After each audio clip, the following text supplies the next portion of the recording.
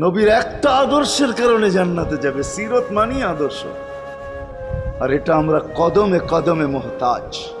কেননা এই ছোট জীবনটা যদি গ্রহণযোগ্যতা পর্যন্ত পৌঁছাইতে হয় আল্লাহর কাছে, চাই নারী হই, চাই যুবক হই, চাই বৃদ্ধ হই, যেই মানুষই হই না কেন, যেখানেরই হই না কেন, যেই বাসারই হই না কেন, যেই বর্ণেরই হই না কেন, যেই পেশারই হই না কেন, যেই সোসাইটিরই হই না কেন, এই জীবনটাকে যদি গ্রহণযোগ্যতা পর্যন্ত পৌঁছাইতে হয় কার কাছে? দুনিয়া আলাদের কাছে না, মালিকের কাছে, যিনি এক ফোঁটা পানির থেকে অস্তিত্ব দিয়েছেন, যার কাছে আবার আমাদেরকে ফিরা যেতে হবে। পালানের কোনো সুযোগ নাই। এই জন্যই কোরআন আমাদেরকে বোঝায় আইনাল মাফার। আল্লাহ বলতেছে কোথায় ভাগবে তুমি, বলো কোথায় ভাগবে?